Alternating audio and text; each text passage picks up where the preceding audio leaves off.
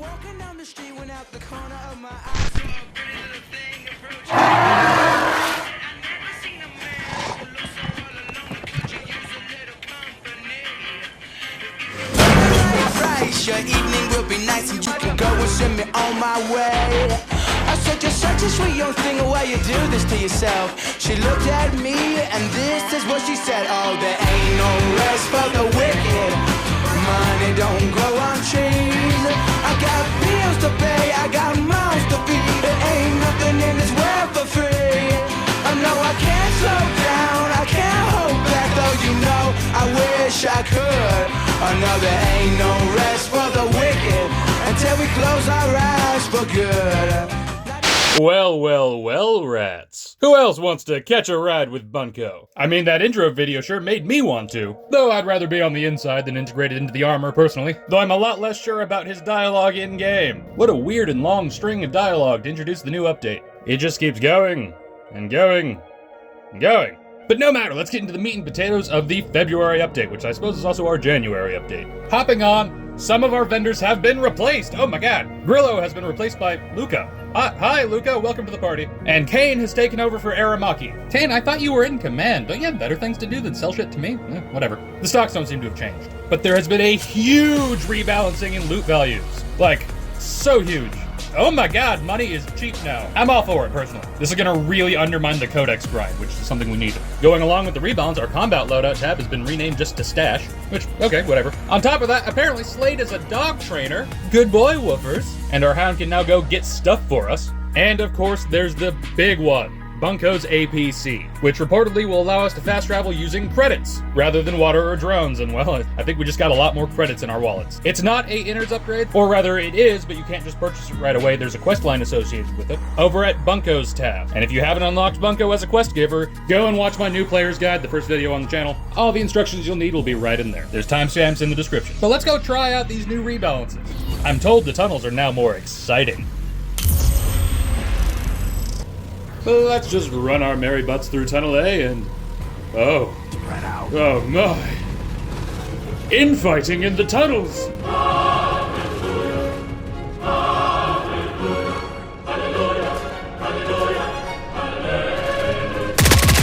Rats, my prayers have been answered.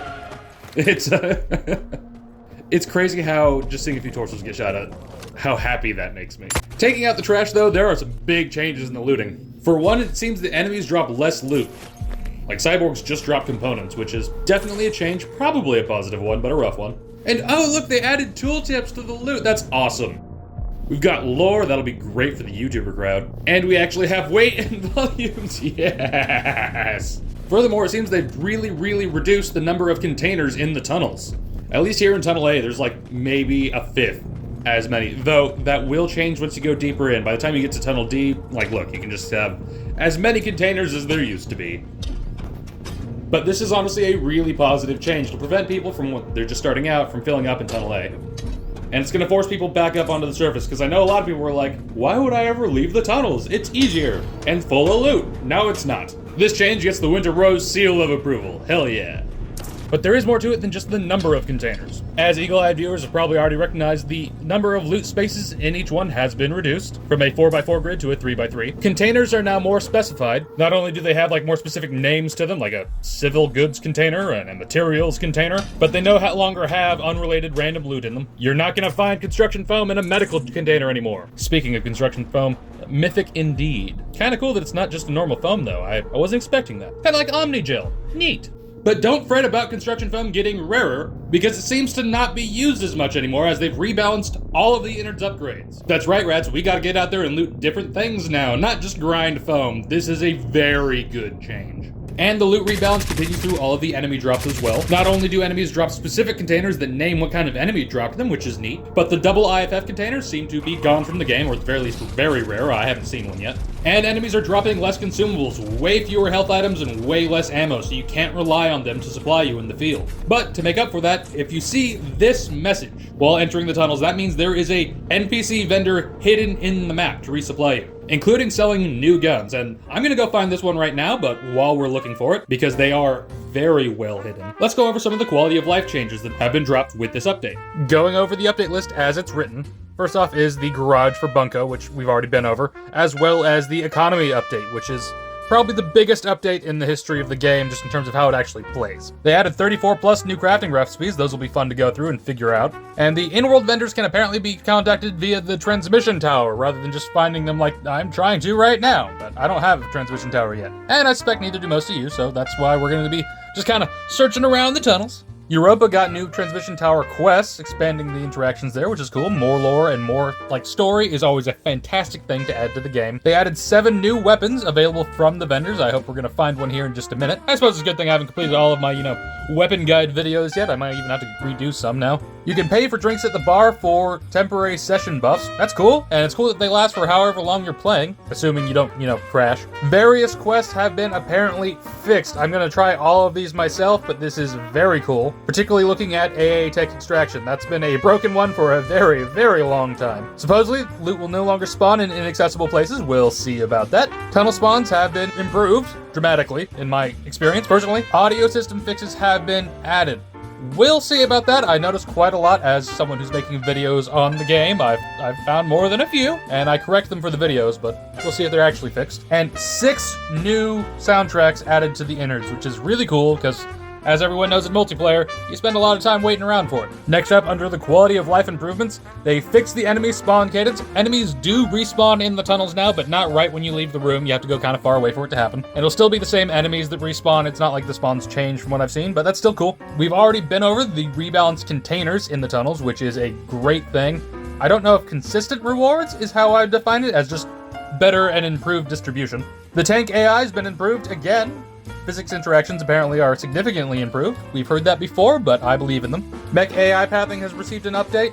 Mech interaction logic has improved, so they should be able to, actually walk around each other than just through. They've given the choppers a higher flight ceiling, so maybe we'll have a few less subterranean choppers. They say they've improved enemy spawning reliability. That should help with some of the enemy spawn quests for Bunko, I hope. They say they've created clear cause and effect feedback explaining why HK units are spawning. I assume that just means they'll say whether you're getting violent, or if you open too many containers, or if you've done a special encounter in the map. And they say they've increased variety in HK presence and patrol patterns. That's exciting. I don't know what it means yet, but I'm gonna be playtesting pretty extensively. This update's really been reigniting my passion for the game. I don't know about all y'all. They say they've redone the HK spawn criteria, which is pretty cool. Maybe it means that you can pick up items off the ground and not cause them to spawn, and maybe I'll be able to make fewer kills before people come after me. And they say there's more predictable player consequences for the HK system. I have no idea what that means, but I'm very excited to find out.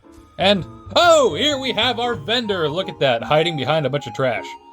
Look, you can buy Veppers now. Well, that'll be much easier than trying to kill water thieves every time for them. And also, the claw! Let's try it out. It's certainly shotgunny. It also seems to be maintaining the proud tradition of having broken-ass sights. And I, like many players, choose to believe that is because Fundog is personally trying to irritate me specifically. But it won't work because I'm still having fun. Hooray, claw! The vendor prices are, frankly, extortionate, but you can use them to resupply mid-raid, which is pretty cool, and I wonder in multiplayer if they'll all have unique inventories for each player. I presume they would. And that was all the official changes to the game, but let's talk about some subjective things. I think they may have upped the spawn rate for night shift maps, because on this raid, I got 3 in a row. First Ashen Mesa, then I ran through and got Nighttime Scrapyard, and then Night Shift Frozen Swamp. But, interestingly, part of those HK changes seem to be that they don't spawn scramblers on the night shift, or at least not exclusively anymore. Look at this. Very interesting indeed. Also, a much more ominous message. I like that. Although I can also interpret it as a challenge, because violence does buy me time, and we'll see how much I can buy. But then after 3 night shifts, I did get normal babble. Outside of my experiences, subscriber Arcturus says that they've been having some problem with stealth, so let's go test that out just a little bit. I haven't really noticed in the runs that I was just doing normally, but I tend to kill things when they see me and not try to sneak around, so that probably has something to do with it. And I wanted to test the AA Tech Extraction quest just because they said it was fixed, but I sat here for longer than I want to admit, trying to find it. It's possible they fixed it by taking it out of the game, which, they should have done already, so sure. Or I might just be spectacularly unlucky. But hopping in. I, as well as subscriber Arteus Crawl, have had some serious problems with the game crashing. Stability does seem to have gone down this update. I suspect that'll be fixed in a hot patch coming soon. But if they put a hot fix in, I will pin a comment under this video saying so. First couple of guys went down without seeming to notice anything. And no one seems to really be noticing me yet. And oh, hi, Mr. Cyborg. I didn't see you, but apparently you saw me. And there appears to be another one of your friends down there that just knows where I am. It doesn't seem to be everyone, but yeah, there seems to be something going on with the detection right now. Oh look, there's some mechs. They're stomping around like normal. Let's get closer and see if we can see what the difference is. We'll just run on over and...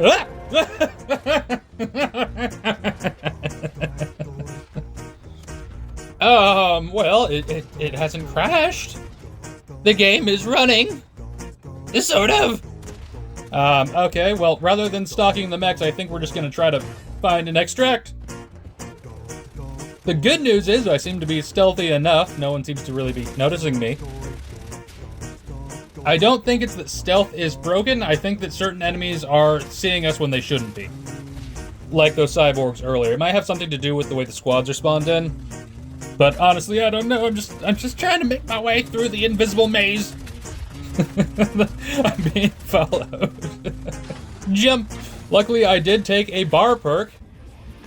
Shaman has a pretty cool animation to take a drink.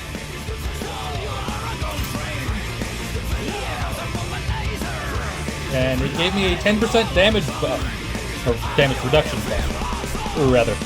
And I think that's what's keeping me alive right now. And we're gone. Okay, we made it. Well, that was a total mess, but let's go check in on my dog since he's back. Oh, look, a new gacha box. Box D. Heavy with the weight of his gratitude. Oh, okay. Let's see what's in it. And a construction drone? And an exo hard drive? Good boy! Good boy. Man! Definitely feed your dogs, rats. And while we're here, we might as well go check out on the new crafting recipes. It looks like we can craft all of our ammo now, which is pretty nice. We can make med kits. That's cool. That's cool. Different types of food and... Oh, wow! We can upgrade our IFFs to the higher levels now. That's a big one. Holy shit, rats. I think weapon repair is actually viable now. That might be the biggest upgrade in the entire patch. Alright, let's wrap this up. To sum up my opinions on the patch, the enemy and loot rebalance, 10 out of 10. Fully 100% behind it. I like the tunnels way better now. This is what I wanted. Content like the new vendors, new guns, and crafting recipes, 10 out of 10. I'm loving it. Bunko's dialogue, like 4 out of 10. It's not very well written and went on forever. Do better. And another 4 out of 10 for the stability, because, wow, but we're used to that, to be honest. That's normal. Just immediately after a patch, we gotta wait for the hotfixes to work their way through. And, well, rats, that's about all I have to say about the February patch. And for the very first time, I'd like to introduce you all to my Patreon sponsors. These are your fellow rats who are keeping the channel going. Thanks, guys. I really appreciate it. And I love you all. Have a wonderful night.